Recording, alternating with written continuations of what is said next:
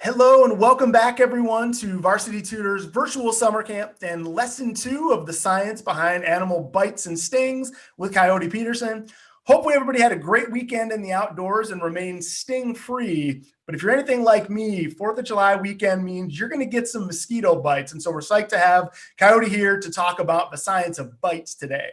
Now, for those of you who are veterans, you know the drill by now. Coyote himself, though he's been bitten by a lot of things, does not bite. So please keep it interactive. He wants to hear from you. That chat panel next to us, he's going to ask you some questions about what you know about animal bites. And so make sure you answer there. Please also ask your questions. We had great questions last week. We have a few that we still want to get to today, and we'll get plenty more. Ask questions as you have them. Put your name next to them so he can know who's asking, and we'll get to your questions in about a half an hour. The other thing I want to make sure is you've got a camera nearby. We loved all the pictures of you guys last week. Many of you pretending to get stung by something. So we're going to do that again in about a half an hour. We're going to give you an opportunity to take your own picture with Coyote. And again, if you post it to Instagram, you're entered for a chance to win. Tag Varsity Tutors and Coyote Peterson, a chance to win Coyote's hat, which is pretty cool. So make sure you're ready for that. All right, with all that said, last thing I'd say is just close down a few programs on your computer so that it's ready to handle all the megabytes, see what I did there, of knowledge that Coyote is about to drop on us. Coyote, welcome back to Varsity Tutors. Thanks so much, Brian. Gotta love all those bite puns that you managed to work in throughout the course of an introduction. What's going on, guys? Welcome back. For those of you that weren't here with us last week for the science of stings, I'm Coyote Peterson. You may have seen me on YouTube getting bitten or stung by a plethora of creepy creatures. Of course, I also get up close with cute animals like sloths, manatees, was even kissed by a wolf a few months ago. But today we are specifically talking about bites. Now, I'm often recognized in public where people will come up and say, hey, aren't you the guy that was bitten by that bullet ant? And I have to stop and say, well, technically I wasn't bitten by the bullet ant. While they are capable of biting, it's the sting that you're probably thinking of. Today, we're specifically talking about the animals that do bite. And believe it or not, bites are oftentimes much worse than stings. But before we get into all of the brutal truth behind the bites that I have taken on the Brave Wilderness channel, the first thing I want to do is open up the floor to some of you guys' questions. Or rather, I should say, I've got some questions for you. So we're going to pop up our first slide here. I absolutely love this one. A cat biting a finger. That looks like fun, doesn't it? What animals have you guys been bitten by? I'm going to watch as these answers come in here over on the side scroller. All right, okay, they're already flying in. You guys type in on the side there, let me know what animals it is that you have been bitten by. Now, while I don't really wish for anybody to get bitten by an animal, unfortunately, sometimes these things happen. Cats, yep, lots of cats. Dogs. No. Sasquatches. I just saw Sasquatch fly through there. Now, if you were bitten by a Sasquatch, I really hope that you also got a picture of that Sasquatch. Probably be the most famous picture or video of all time. Okay. Turtle, snapping turtle. Ooh, snapping turtle. If anybody else out there has been bitten by a snapping turtle, you know that one is not fun. Tortoise. Yeah, well, tortoises, yes, tortoises. Fair to say tortoises also bite, and oftentimes people are bitten by tortoises while they're feeding tortoises. See more dogs. Pit bull. Yes, pit bull is probably one of the most damaging dog bites you can get. Hopefully you were okay after that one. Wow, it's a lot of bites coming through there. I can't tell if some of these are made up or some of them aren't. Great white shark. No, I mean, I'm not saying no, you weren't bitten by a great white shark, but that one's a little bit of a stretch. But if you were, I'm glad that you've recovered and you're with us here today. Okay, well, that's impressive, guys. They're still flying through. Actually, so fast it's kind of tough for me to grasp and read all of them. Okay, so let's go to our second question. This is going to sort of get us into today's lesson. Why are bites more dangerous than stings? What do you guys think? All right, here they come. I see some of you are still answering from the first question. That's good. Throw all those answers out there. We want you guys to be as engaged as possible. Yes, bites can hurt more. This is true. I'll get into that in a second. Okay. Yes. Okay. Well, I'll go through. Teeth are more damaging than stingers. Good point. Animals with teeth can oftentimes cause more danger than just a simple stinger. Animals, I think I saw animals bite things that they eat. Yes. So if an animal is biting you to eat you, of course, that would be more damaging than a sting. Okay, cool. Looks like, man, you guys have got A lot of fantastic answers. It's actually going by so fast, it's tough for me. I'm grasping like pieces parts. Love the engagement. All right, guys, let's get into it here. The science of bites is really pretty phenomenal. And I can say that I have been on the painful end of a handful of different bites. I don't think I've been bitten by as many things on camera as I have been stung by, but believe it or not, I've been bitten by a lot of animals that you guys have never seen in videos. And it's very important to note that there are intentional bites and unintentional bites. I'll get to that in a second, but a lot of what we're going to talk about today is what is the difference between a bite and a sting? Why do animals bite? What is a venomous bite? And why are bites potentially so dangerous? And then, of course, how can you avoid them? So let's get into some of these details. First of all, why is a bite how is it different than a sting? It's important to note that stings, in most instances, are used by insects as a defense to drive off something that may be attacking them. Whether that's a wasp, a honeybee, a bullet ant, these creatures, insects specifically, or arachnids, aren't stinging you to kill you and eat you. When it comes to a bite, animals are often biting to subdue their prey so they can eat it. Now, whether that's a rattlesnake or a giant desert centipede, a snapping turtle, a grizzly bear, a great white shark, if it's biting to take down its prey, it's always going to be more dangerous than a sting. So what's the difference between a venomous bite and a non-venomous bite? We've got sort of two different compartmentalizations here. We've got intentional bites and unintentional bites, venomous bites and non-venomous bites. And I'm going to break down all four corners of this complex dynamic. First, let's talk about the difference between a venomous bite and a non-venomous bite. Venomous bites have the potential to be very, very, very dangerous. If an animal is biting you and it's using venom to subdue its prey, you better believe it's going to have a major effect on you as a human. Now, that effect is not necessarily just the venom itself. It's also the way that your body reacts to that venom. One of the most dangerous things that can happen for you is to have an allergic reaction. Now, I know we talked about that with the sting. So let's say you're bitten by a rattlesnake. A rattlesnake is a very bad bite. In fact, any of the pit viper species that live here in the United States are considered medical emergencies. You can't get bitten by a venomous snake and say, you know what, I'm going to tough this one out, probably going to be just fine. Bad idea. If you don't have an allergic reaction, that's a really good sign.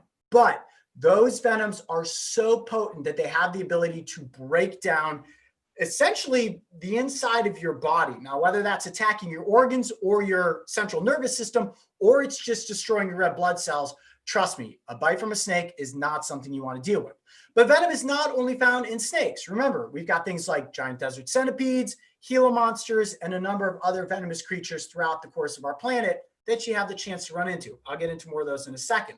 Now, when we're talking about non-venomous bites, these can be just as damaging, and that's all usually based on the size of the animal. Now, being bitten by something like your cat could definitely draw blood because cats have very sharp teeth, but it's not going to be nearly catastrophic as the bite from something like a great white shark.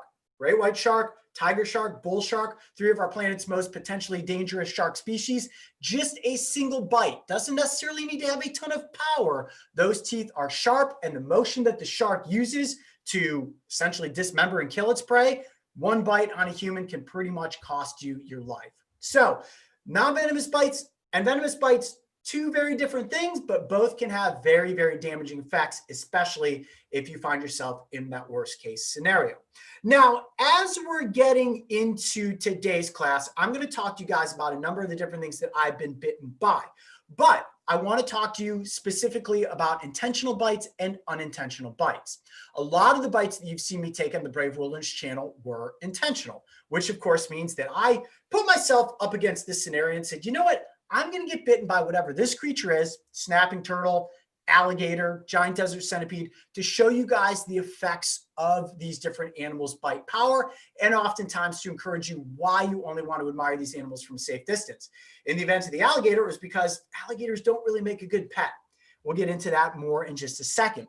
But it's the unintentional bites that you guys are most likely going to find yourselves quite possibly, and hopefully not, coming in contact with. Believe it or not, I try very, very carefully to not be bitten by creatures, but every once in a while, accidents do happen. Snapping turtles are probably the things that get me most often, but I've even been bitten by super crazy things that you wouldn't have thought of or have never seen on the Brave Wilderness channel, like the opossum. Did you know that opossums have more teeth than any other mammal in the United States? And I've been bitten by one. You never saw it on camera. It happened with something behind the scenes, but yes, I've been bitten, unfortunately, unintentionally, quite a few times as well. So how do you avoid getting bitten by animals? That's a big part of what we're going to talk about today. And the simple answer is to not interact with creatures. Doesn't matter if it's a reptile, an amphibian, an insect, an arachnid. If you admire things from a safe distance, you stand virtually no chance of being bitten. Now, that's not to say that animals don't occasionally attack humans on accident, whether that's to defend their territory or because they mistake them for a prey item. So again, we'll get into more of that a little bit as we get into the lesson. But again, the best way to avoid being bitten by an animal is certainly to admire it from a safe distance. So I know that you guys want to get into the bites that I've taken before, but before we do that, let's talk about painspiration. That's my sort of spin on the inspiration that I've taken for some bites. There on the slide, you'll see actually a selfless plug for the new book that we have coming up this September, The Beast of Bites, which is the follow-up to my book, The King of Sting, which of course is about all the animal bites I've taken. Now, unlike the stings, where I got my inspiration from Justin Schmidt, the inspiration for a lot of the bites, believe it or not, has come from you guys. And in fact, the very first bite that I took on camera from the alligator snapping turtle came as the result of an Instagram post where I took a picture of an alligator snapping turtle, sent it out on social media. And this was years ago. I think it was in 2015. And I said, hey guys, would you want to see what it's like for me to get bitten by an alligator snapping turtle? In all fairness, I thought everybody would say, no, Coyote, this is crazy. Why would you ever do something like that? Do you know what you guys said? I'm sure a lot of you that are watching right now are like, yeah, I know, Coyote, you should get bit by an alligator snapping turtle. And of course, we never let the audience down. So myself, Mark, and Mario quickly came up with a concept of how we could get me bitten by an alligator snapping turtle. So as we now start to transition into some of the things that I've been bitten by, a lot of this inspiration actually comes from you guys. But before we get there, let's ask you guys one more question. And this is a good one. I like this one. Which animal has the most powerful bite? Pounds per square inch as they're chomping down and trying to subdue their prey. I'll give you guys a couple seconds here to review over these answers. Start throwing in those letters on the side here. I'm going to start watching the letters come in. Okay. And when I say coyote, I mean the animal, not me. That's Coyote the animal, not Coyote Peterson biting you. Okay. All right. Great white shark. I see a lot of great white sharks. Here's the thing. Great white sharks really don't have that powerful of a bite. They don't need an insanely powerful bite because their teeth are so sharp. When a great white shark bites something, shakes its head once or twice, those teeth are serrated, essentially eviscerates whatever it is that they're biting into. Keep in mind, most of the stuff that they eat, things like seals and giant tuna, they have rather soft bodies, so they don't need to crush their prey so much as they do need to chomp a section out of it. See a lot of grizzly bears. Hippopotamus, yeah, does have a good bite force, but you don't usually think of hippos as biting things because they're technically herbivores. And I do see a slew of letter B, Nile crocodile. Oftentimes it is reptiles that their bite force as compared to their body size is the most powerful. And yes, according to a number of different studies that have been done, both the saltwater crocodile and the Nile crocodile have the strongest bite force on the planet. But let's think about why that is for a second. Crocodiles have big teeth, sharp teeth, not as sharp as something like a shark, but when they bite and grab onto their prey, let's use the Nile crocodile for the example given this answer. When they grab onto a water buffalo or a zebra, they have to bite and hold on for basically their opportunity to get a meal. They don't have the opportunity to bite, let go, swim back, bite it again. They have to bite, crush, hold on, and then drag their prey backwards into the water and drown it before they can actually have a meal. So for crocodiles to have a massive bite force, it is incredibly important when it comes to their ability to survive within the environment. So great job, guys. Lots of awesome answers that came out there. And for all of you that picked the Nile crocodile, ding, ding, ding, gold star, you picked it right.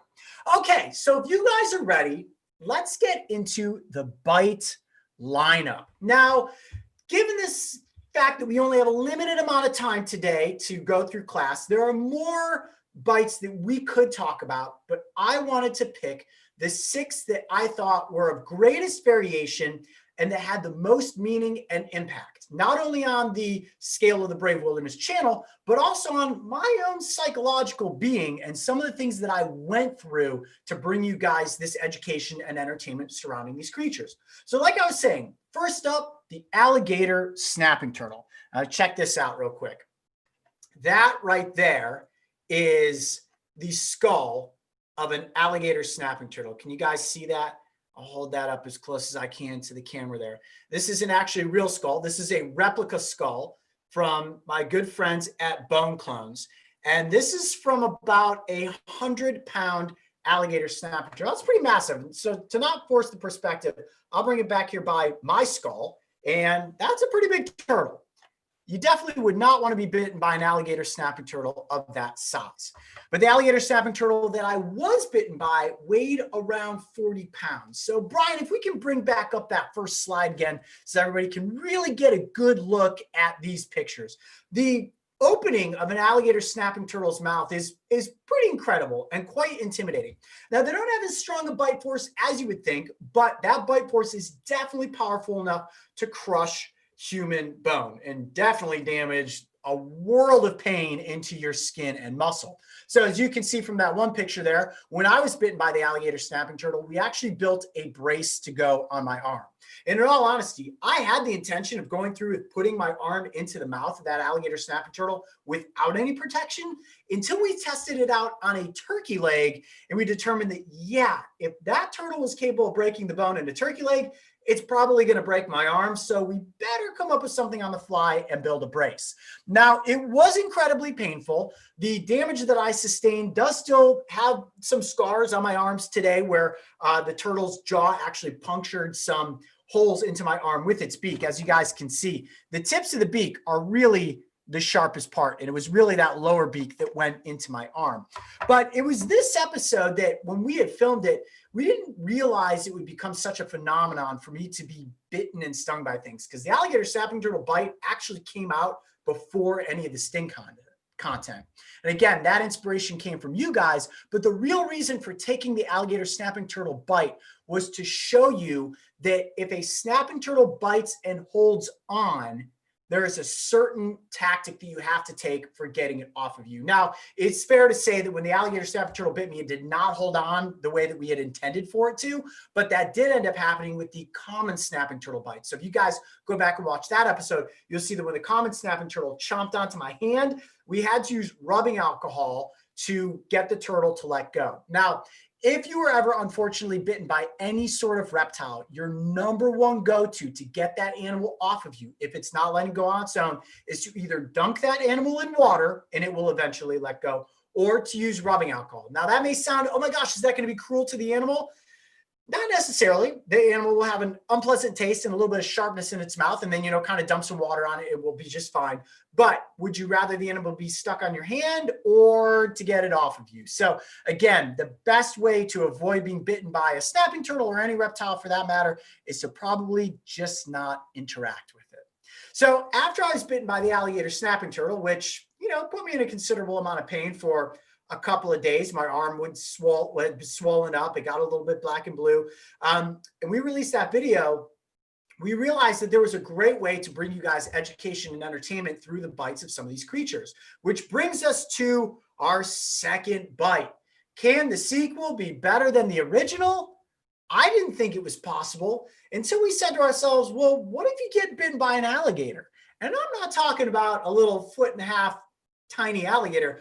I'm talking about a 4-foot alligator. Why in the world would anybody ever place their arm inside the jaws of an alligator? And I actually have a replica alligator skull with me here. Brian, if we want to just pop that guy into the frame. So this skull is just a little bit bigger than the size of the alligator that chomped me. And back to that question, Coyote, why would you ever want to get bitten by an alligator? Well, I didn't want to get bitten by an alligator. Nobody wants to get bitten by an alligator, but we saw an opportunity to educate the audience about the concept of getting alligators as pets. Alligators do not make good pets. Now, that's not to say that if you don't have the right means to be able to take care of an alligator, that you can't have an alligator. There are a lot of reptile enthusiasts that do have these animals, but have the proper means to be able to care for them when they get bigger. The alligator that I was bitten by was, I memory serves me correctly, I think he was around 2.5 or 3 years of age. That's not that much time. So if you get an alligator that's this big and it's going to be this big in just a couple of years, how are you going to take care of it? Let alone the fact that if you go in to feed it one day and it latches onto your hand and it decides to do a spin, you might lose your hand, your fingers, or something worse. So the purpose of this video was to show you guys exactly why alligators don't make good pets. Now, for any of you that saw that video, you saw the edited version. What you probably didn't see, and this is part of the fun part of being in this class, to get these behind the scenes little tidbits. That alligator was honestly latched onto my arm for about 15 minutes before we were able to finally get it off of me. Now, in the episode, because it's edited down, it seems like it was on there for a lot less time. Trust me, it was a very rough 15 minutes for me to go through. And even when I got my arm, actually, which one was it? Oh, yeah, it was this arm. When I got this arm out of the alligator's mouth, the teeth all raked across my skin and put huge gashes in my forearm. It was a rough day. And on top of that, alligators have a lot of bacteria in their mouths. So I was also under the threat of possibly getting a bacterial infection, which didn't happen. And I was pretty thankful for. But the good news is you guys got a lot out of that episode. And I actually have had countless comments where parents have written in thanking myself, Mark, and Mario for explaining why alligators don't make good pets, especially when a lot of kids, even myself, when I was you guys' age, some of you younger Coyote Pack members was like, oh my gosh, I want an alligator. But then when you realize why it really does make a good pet, your parents are kind of in that position where it's like, see, I told you so. Coyote said it wasn't a good pet either. So it's a win-win situation, I guess, for everybody. Okay, so moving on, I would say our next most famous bite, and definitely our bloodiest bite, was the leeches. What a crazy experiment, right? Why? I mean, I'm looking at this picture of these leeches all over my hand and all of that blood. I lost so much blood that day. But the purpose of this video was to dispel that myth that leeches are just going to go out of their way to eat humans. Now, this is something that I was personally interested in. I saw movie Stand By Me, which I'm sure a lot of you adults or older kids have seen. If you're a younger kid, eventually you'll see Stand By Me. It's a classic film, and there's this scene where the kids are on this expedition. They go through this marsh and get covered in leeches. You see that scene as a kid, you're like, I never want to go into a swamp. And I was always afraid of leeches when I was younger, going into swamps, catching painted turtles, snapping turtles, and water snakes. But lo and behold, I never really had any leeches on my body. And the reason for that is that most freshwater leeches, at least the ones here in the United States, do not feast on animals that have warm blood. They focus on fish, frogs, turtles. Anything with cold blood is fair game, but humans, not so much. So when we set up creating this episode, we knew that the freshwater leeches wouldn't likely suck my blood. But the European leeches, woo, buddy, that is a different story altogether. Now, we did order these medicinal leeches through a biological, medical lab type thing. Believe it or not, you can order leeches online and keep them as pets. These leeches, just so you guys know, we don't still have them today. These leeches lived for almost 1.5 years. And after the fact, we were feeding them as office pets for a long time, which was pretty crazy. But the minute I put my arm into that container, those leeches swarmed me. And I will tell you guys, It was the aftermath of that episode that was the most discomfort I faced in the creation of the Eaten Alive by Leeches. The bites, which look like sort of the Mercedes-Benz symbol, they have these teeth that have these 3 cutters, and they make this Mercedes-Benz star-shaped logo on each bite, inject anticoagulant into your bloodstream, and sit there and drink and drink and drink until they look like these sausages filled up with human blood.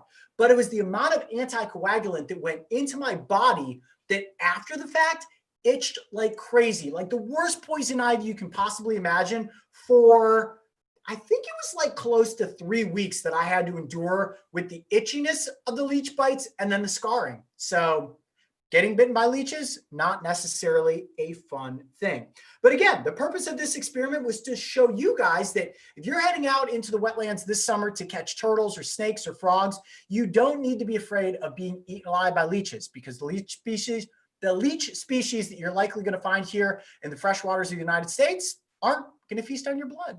How cool is that? Okay, that brings us to animal number 4. The Belgian Malinois, and the time I got to spend with Macaure Canine. Now, because you guys signed up for this class today, I'm very excited to give you the sneak peek behind the scenes insider information that we are teaming up with Macaure Canine again. I'm going back to film another dog attack video, actually a series of them with Macaure. And the first time, so in the one little picture you see there on the slide of me like, oh, like this, getting bitten by a dog, that was Maya. She was about a 50-pound Belgian Malinois. This time, I'm going to be taken down by a 100-pound German Shepherd. No joke, this is happening. We're filming it in August. Stay tuned for that one. Now, the reason that we filmed this video is actually to bring awareness to the incredible work that canine units across the country are doing. These dogs are so incredibly well trained, and it's fascinating to learn the process that not only the trainers, the officers, and the experts go through to get these dogs into top physical shape, not only like with their bodies, but also the mental shape to be able to track down criminals, search out drugs, find people who are lost in the wilderness, act as security for different organizations. It's really a pretty cool process, and getting to work with Macaure Canine was fantastic.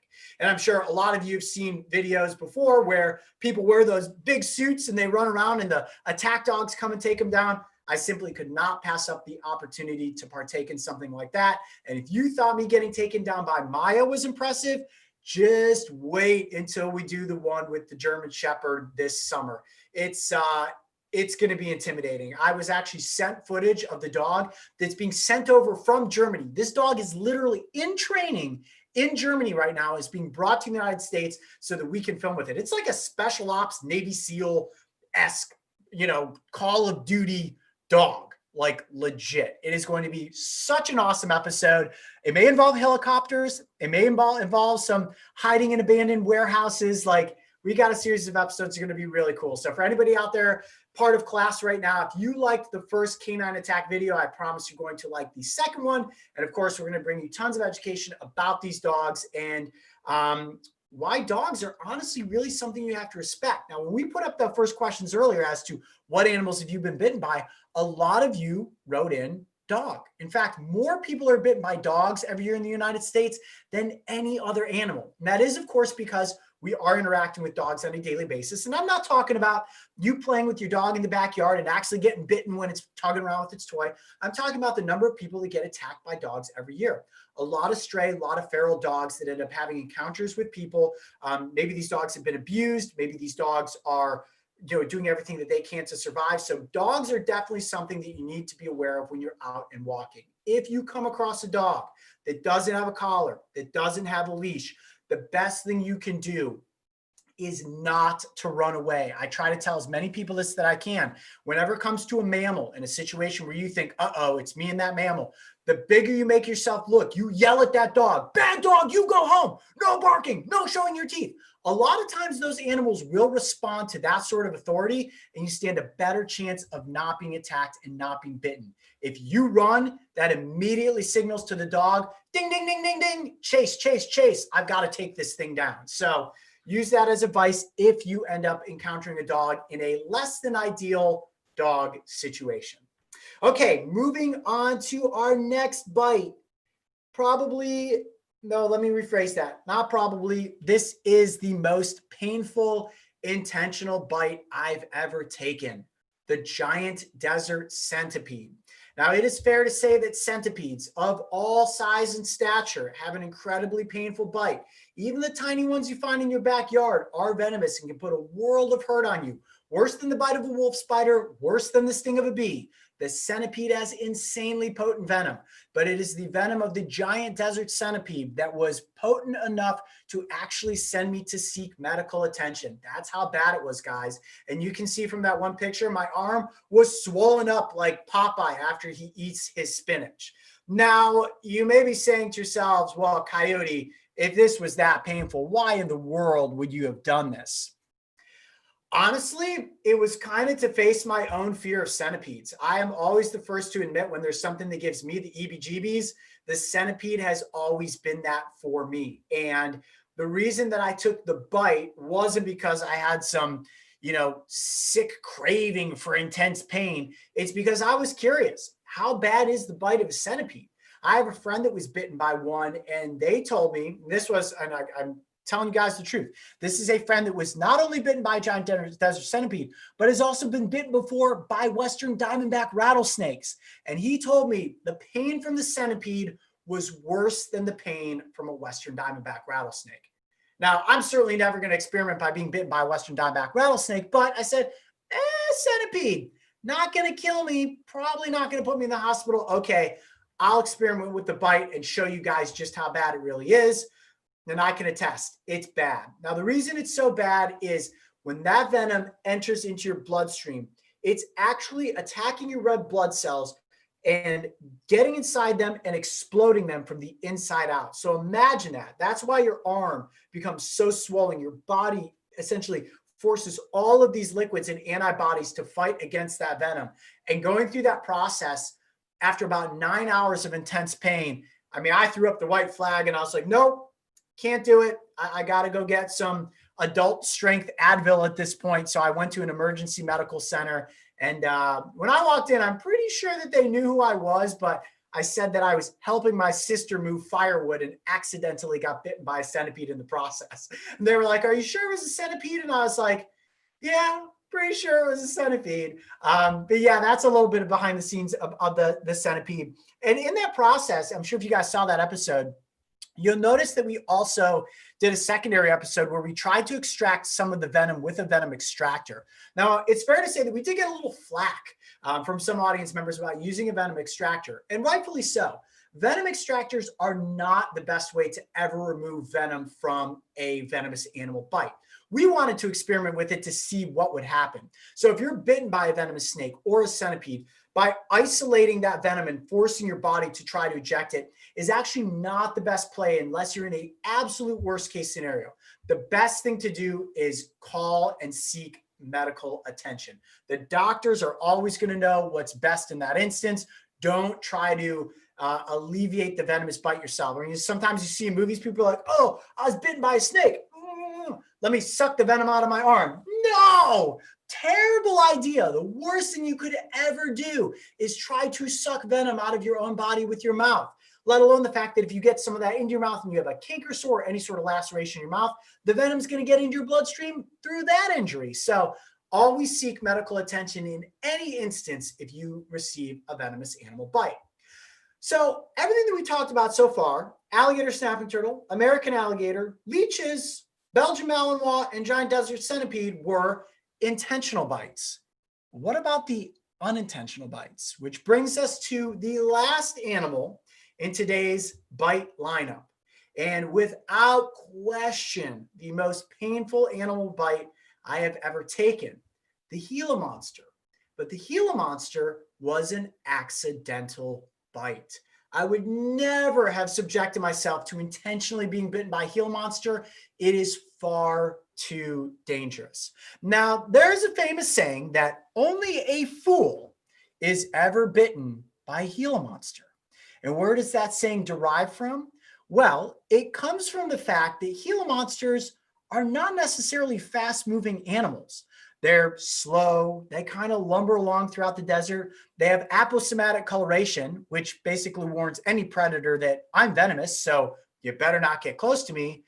Unless, of course, you're Coyote Peterson and you've got a GoPro camera and you stumble upon a Gila monster and you say to yourself, well, we got to get some B-roll shots of this guy. I know we filmed them before. We did a proper Gila monster episode, but you can't pass up the opportunity to get B-roll. You guys know why they make those extendable poles that you put the GoPro on? So that you don't get your hands too close to the animals. Guess what I didn't do that day?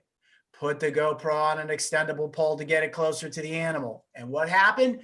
The Gila monster with lightning quick speed spun around and latched onto my thumb. This thumb right here. Now, the second that Gila monster lunged, I was already pulling away because I'm pretty quick, but not Gila monster quick.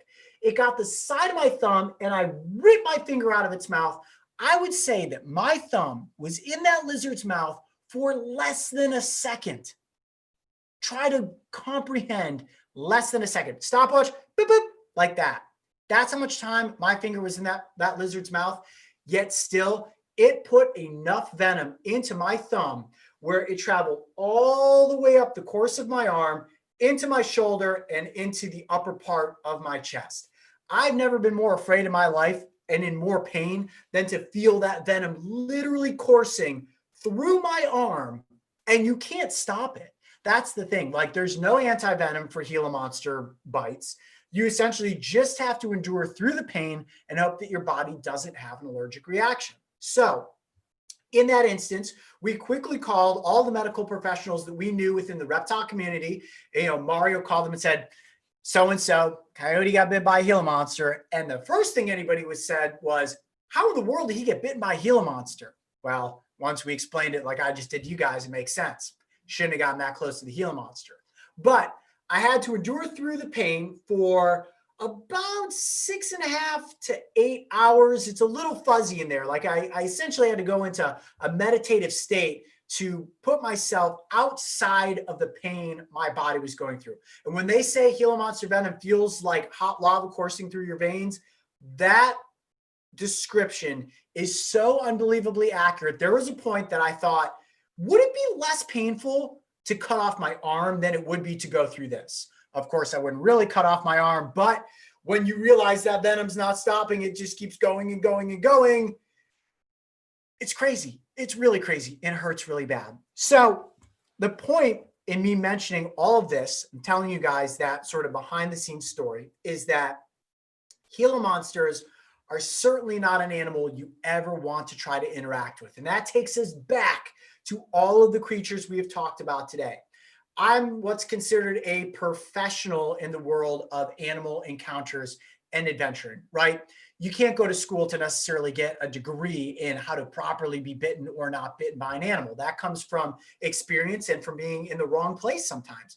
But with these intentional bites, our real goal behind all this is to educate you guys, to show you that these animals are capable of biting. Some of them are venomous. Some of them are not venomous. It's not something you ever want to tangle around with. If you admire these things from a safe distance, you're probably going to be just fine. Because there's one thing that we want you guys to remember. At the end of the day, animals aren't interested in biting you. They simply want to be left alone. So that brings me to my next audience to you guys. I know you've been waiting also patiently. Thank you so much for paying attention to all of these bites that I've been through. Here is our next question. What is the most likely reason that an animal would bite a person? So I'll give you guys a couple seconds to start firing in those answers there. I like these answers too. This is a good question. Okay. I do like letter E, I will say. I wouldn't say that's the best answer. It's getting new teeth and wants to try them out. Totally fair with puppies and kittens. I love it when little puppies are like chewing on your fingers. That's cute and adorable. When it's a pit bull, it's a whole different story and it's full grown. So that answer technically is correct. Animals generally don't like people. I see some of those. It's not so much that animals don't like people as much as it is that animals want to avoid people. Okay, think that they have food. Yes, I am seeing some of those come through, which is fair. I would say that B is a really good answer because In many instances, people end up sustaining animal bites accidentally because they're trying to feed animals. There are a number of people that have actually lost their lives because they're trying to feed alligators. A lot of these animals that you would think, oh, cool, well, if I'm just feeding it, it's probably satisfied with what that food is. I'm not going to be bitten until you are bitten, and then you get dragged into the water, and well, we know how that ends. So yes, feeding animals is a good way to get bitten. It's hungry. Animals don't typically look at humans as a food source. So I would say the best answer is it feels threatened. Letter C. So I did see a lot of you answered through on letter C, and I would say that is pretty accurate, which brings me down to that point of how do you avoid getting bitten by animals? Don't interact with them. Animals are going to get defensive, especially if they feel cornered. If an animal has its young with it, it's always going to defend its babies. It's going to defend its territory. So if you see an animal in the wild and you admire from a safe distance, your odds of being bitten are very, very, very, very unlikely. Okay, we're getting down almost to the time to take pictures and the Q&A part of today's class. But before we get there, I know one of two pressing questions that a lot of you probably have is, how have I endured through all of this intense pain? And of course, why is it that I've gone through all of this pain? Great questions. And the simplest answer is I endure through the pain because I have a pretty high pain tolerance. I've gone through some pretty substantially painful instances, but I think in the moment, what ultimately gets me through it is knowing that the content we're creating is serving as an educational tool for all of the Coyote Pack members. And any of you that have never watched our content before, that are not probably going to go back to YouTube and watch me get bitten and some about these things, to bring you guys a different slant, a different look at some of these animals that, in all honesty, a lot of us are probably afraid of. If you can see that in a lot of these instances, an animal is not going to go out of its way to bite you, and if you do admire it from a safe distance, you're not going to be bitten, you're much less likely to be afraid of it. Another question that I often get is, Coyote, when are you going to come out of bite retirement? I know that's always the question with the stings. And like I told you guys in class last week, it's unlikely that I'll be stung by other things. But for all of you that have tuned into class today, we do have a number of projects in the works, specifically a series called Eaten Alive, and a couple of different episodes in pre-production right now for this year, where I'm going to find out whether or not certain animals will bite you. And just as a little teaser, how do you guys feel about piranhas, or maybe sea lamprey, or mosquitoes, maybe ticks, maybe maggots? Trust me, we've got a handful of really cool, really creepy creatures that we are going to be experimenting with later this summer to find out, will they bite coyote or will they not bite coyote? Is it something you need to be afraid of, or do these animals just simply help to balance out the ecosystem, or in many instances, clean up the ecosystem?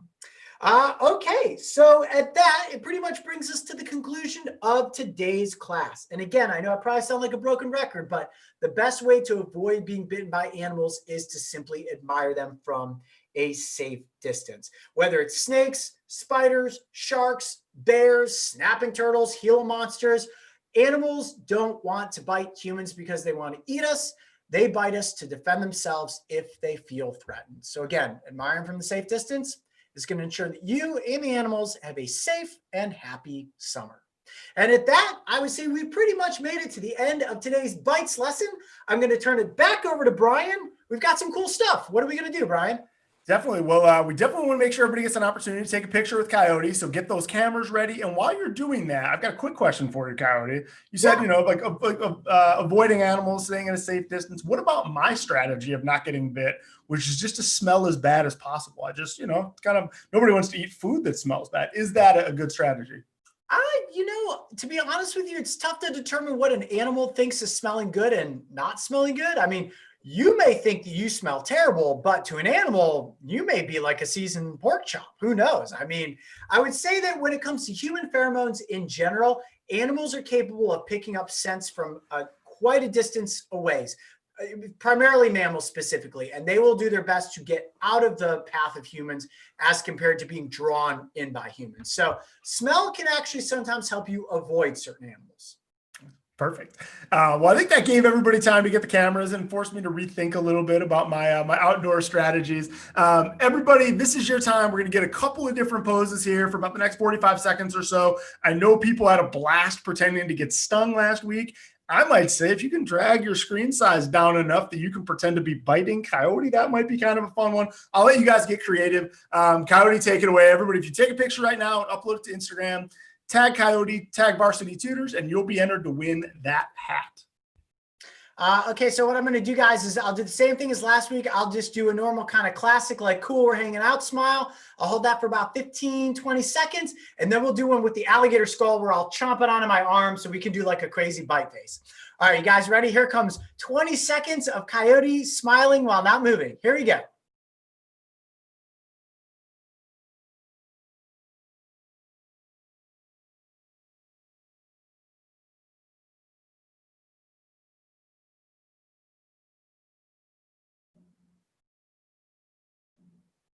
Okay, you guys got it? It's so weird to always like hold the pose for 20 seconds.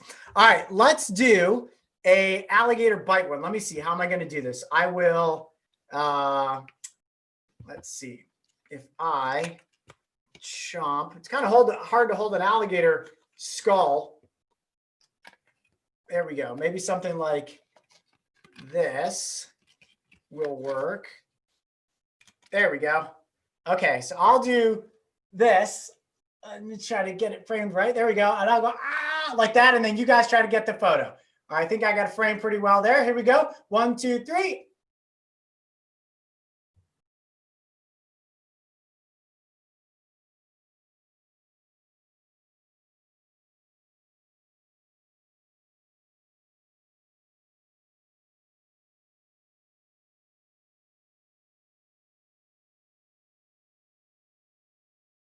Okay, I think we got it. That's what it's like to have to do a thumbnail for YouTube, guys, just so you know. Sometimes I have to hold a pose or make a gazillion different funny faces, all to figure out what's going to be that perfect thumbnail for YouTube. All right, Brian, what are we on to next? All right, I love some of the behind the scenes stuff, what it's like taking a thumbnail photo, you know, where your B-roll goes wrong sometimes. Hey, keep your questions coming, everybody. We've had some amazing questions the last couple of weeks. Coyote even mentioned he's got time. He wants to answer as many as possible. So we probably have a good at least 10 to 15 minutes or so for questions. So keep them coming because we're going to answer them. One that I really liked actually was Ezra from Albuquerque. Knows your whole stance on alligators make bad pets, but he wanted to ask, what about crocodiles? And do you have a crocodile pet?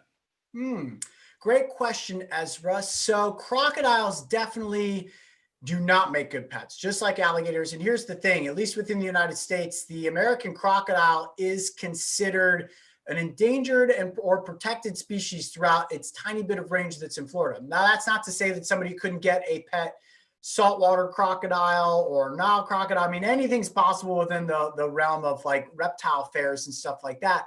But I would definitely say that if an alligator doesn't make a good pet, a crocodile certainly doesn't make a good pet. Now, for those that have the proper means to take care of crocodilians, probably the best one you could get would be a dwarf caiman. Now, again, this is not for everybody because they can be extremely aggressive, but dwarf caiman really do stay pretty small. But with a crocodile, eventually that thing's going to get to 10, 11, 15, 20 feet, depending on the species. So alligators, crocodiles, not good pets.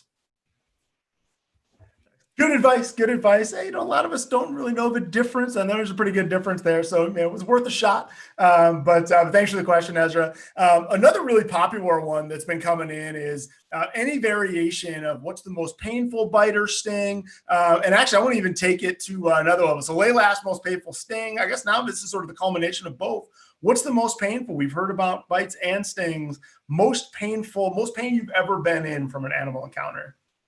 I don't think that I dove into this too deeply early on in today's lesson, but the important thing to note with bites specifically is the delivery of a bite is always going to be more venom. Remember, an animal with a venomous bite is looking to subdue its prey so that it can get a meal, whereas a stinger is just a warning to leave me alone. It's a defense. So any bite, especially a venomous one, is going to be more painful than a sting. So people are always like, what was worse, the giant desert centipede bite or the bullet ant sting?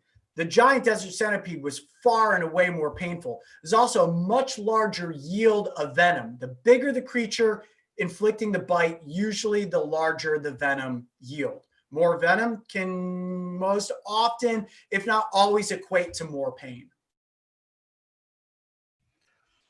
Good advice. Yeah, that's I like that we built to the bites is the more dangerous of the two. So Sure. that's pretty neat. Now, another question in that same vein is you mentioned before you've had planned bites and unplanned bites. What's the scariest encounter you've had with an animal? With an animal in general or a bite? With an animal in general. So you've been out there. I like the idea of the unplanned ones too, right? You can kind of get your mind set up, but what's just the most scared you've ever been out in nature? I can't remember if we answered this last week or not. Sometimes like this story specifically blurs into a number of answers for me, but it was definitely the time that I encountered a mother grizzly bear and her cubs on the side of a river in Alaska. So you're talking about what would be a catastrophic bite.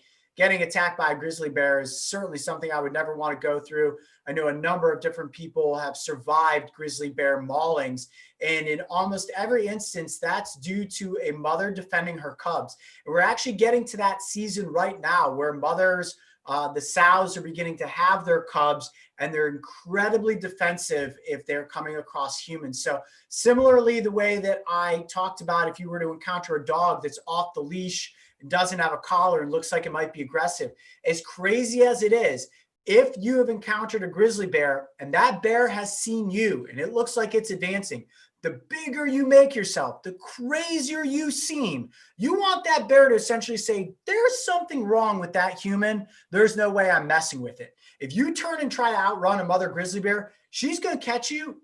Without question. You cannot outrun a grizzly bear. You're not going to climb up a tree and escape her. She's going to get you, and it's going to be a really bad day. So making yourself look as big as possible, scream, yell, anything you can possibly do will hopefully drive that bear off. But I was in that situation once. It's exactly what I did. Unfortunately, the mother bear took her 3 cubs and hightailed it in the opposite direction. But it was pretty darn scary to be within 100 yards of a mother grizzly and her 3 cubs.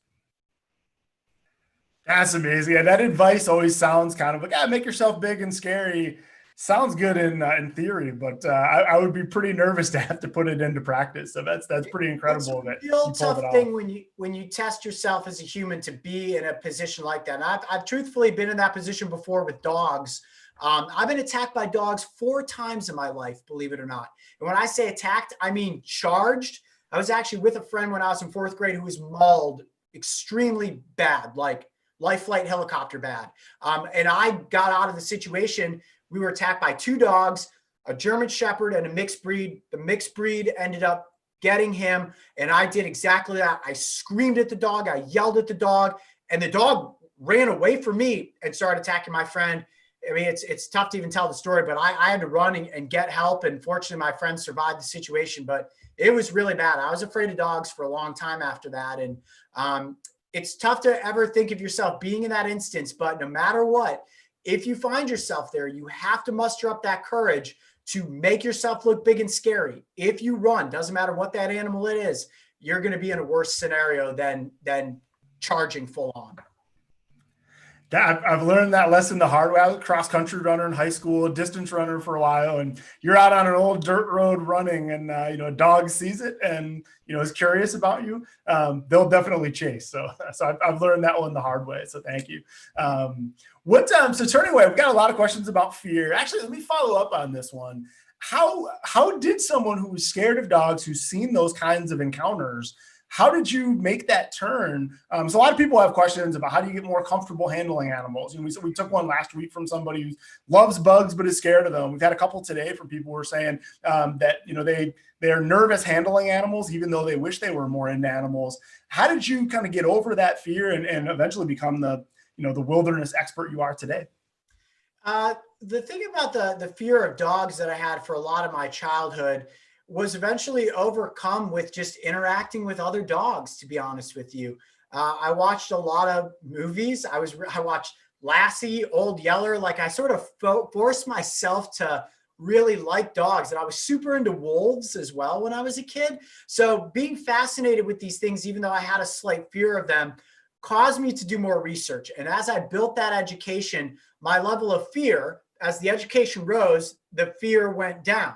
And eventually, like, I was able as an adult to put myself into more of these situations. So like when you saw me getting taken down by the Belgian Malinois in the canine attack video, I was scared as all get out to do what that was. I mean, granted, I was wearing this big padded suit, but even still, it's scary to have a dog coming at you full speed and you know it's going to take you down. So again, it's a matter of educating yourself so that you understand the mentality of these animals. And the more you can educate yourself, the better you can understand where they're coming from.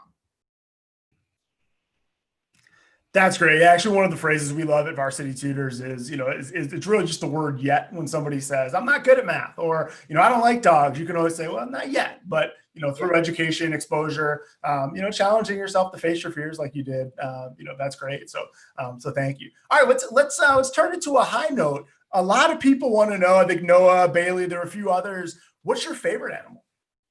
Well, favorite animal of all time is also one that has intentionally and accidentally bitten me more than any other animal, the common snapping turtle. So I've done an intentionally bitten by a common snapping turtle episode, but some of my worst unintentional bites have also come from snapping turtles. And that's probably because I spend so much time working with them. And like anything, when you get too comfortable around something, nature will oftentimes remind you to pay closer attention. And I've had multiple fingers and legs and almost other body parts chomped quite a few times when it comes to interacting with snapping turtles. And yet they're your favorite. That's really cool. I love hearing that. So another one, actually, it's amazing. It took this long for it to come up, and probably we've covered it on the YouTube channel at one point or another. People want to know, how did you get the name Coyote? And actually, it's interesting. The first person to ask that was named Dandelion. So how did you get the name Coyote? Did you say Dandelion was the person to ask that? Yeah, exactly. I'm kind of like, hey, same question back at you. But how did you get the name? Well, Dandelion is certainly a great name. So the nickname Coyote I've had since I was about 8 years old. And the short story is my family and I used to visit Arizona every summer. And I would follow roadrunners around because I would assume that the roadrunners would lead me toward the lizards that they were trying to eat. But I wanted to catch the lizards, specifically horned lizards. So my mom used to watch me running around in the desert chasing a roadrunner, and like the Warner Brothers cartoon, started calling me Coyote because the coyote was always chasing the roadrunner. And I guess it's pretty fitting today, considering Wile E. Coyote went through so many experiments and so much pain. I guess it's just fitting that Coyote the human also goes through these experiments and pain and survives to go on to the next adventure, I guess. I'm expecting an anvil to drop on you right now or something like that. It's an Acme hat. That's amazing that it's from Wile E. Coyote. I love that. So what a cool story. So thanks Dandelion, and everybody else who asked that one. Another one, this what you were told there'd be no math. Estimate, how many times have you been bitten or stung in your life? That's a great question. So we recently, one evening on a production trip, really tried to sit around and determine how many things I have been bitten by. In species, I think we ultimately came to 52 different species in total, but total number of bites and stings was impossible really to calculate, because when you equate in taking over 300 stings from fire ants, it kind of seems uneven to be like, oh, I've been bitten and stung well over 500 times if you count all of one species. But, and this is things that didn't necessarily even ever show up on camera. Like, I've been bitten by a parrot really bad before. I had a macaw parrot when I was younger actually take and slice open my ear. It was sitting on my shoulder at the local, when I grew up near Cleveland. I was at the Cleveland Zoo. They used to let the parrot sit on your shoulder. Parrot bent down, literally sliced chomped right through my ear. Technically counts as getting bitten by a parrot, but it was never on camera anywhere. So yeah, I've been bitten, I think by 52 different species. And I'm pretty sure it's 52 because I think I remember it's being like, that's like one bite for every week in a year or something like that.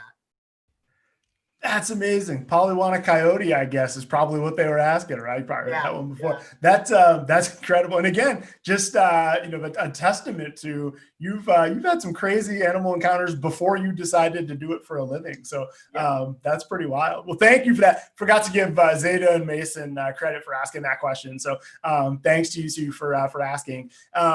All right, I think we can build to a crescendo here, because this is one I think everybody wants to know, right? We've got a ton of animal enthusiasts here. We actually have had a whole other chat. I think you've probably seen someone going, people just kind of listing their pets and what animals they have. We've got a pretty cool list of people who have lists. Oh, Sasquatch probably popped up there a couple times. Some people were probably joking. Everybody always loves to throw They know I like Sasquatch, so they love to throw Sasquatch in on everything. Nice. Okay, those aren't really pets, but there you go. Maybe, who knows? We just haven't seen them. What advice do you have? So you've obviously kind of lived out a dream of being able to interact with animals, travel to cool places, see exotic animals for a living. What advice do you have for kids who are sitting at home right now? They know they love animals. They know they love the idea of interacting with animals for a living. You've done it. What advice do you have for them to kind of make their career and life passion working with animals? That's a great question, or crescendo, to sort of wind down this lesson. And between last week's episode, our class where we talked about the science of stings, and certainly today, the truth of bites, I know that a lot of the content on the Brave Wilderness channel that's the most popular has to do with these crazy experiments that I go through. But for anybody that loves the world of animals or video making, there's never been a better time than our current day and age to be taking advantage of where technology and adventure has taken us. When I was in school, getting your hands on a video camera was a big to-do. Now everybody's got a phone with a camera on it. So you can head off right into your own backyard to explore within nature and start making your own videos.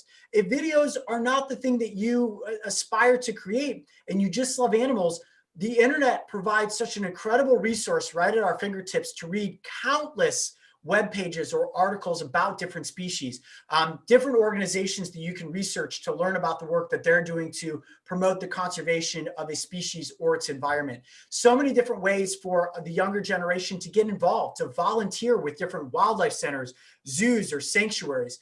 There's never been a greater opportunity for people to get involved with the world of animals than there is today.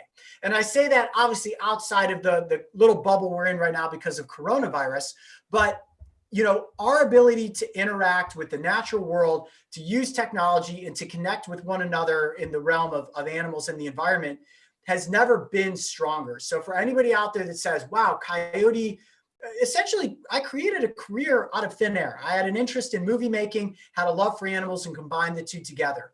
Doesn't matter what your passion is. Now is the time for you to go out and seize that opportunity and to drive yourself forward. Believe that you can accomplish whatever it is that you want with your career, and the resources exist today to make that possible. Because let's face it, the internet has completely changed the dynamic and the shape in which we function as a society. And it's given opportunity to a lot of people that didn't have opportunities before. So hopefully my career and what Brave Wilderness has been able to build over the course of the past 5 years is inspiring to the people that are out there watching. Because if a ragtag bunch of filmmakers from Columbus, Ohio can make it, you guys can make it too.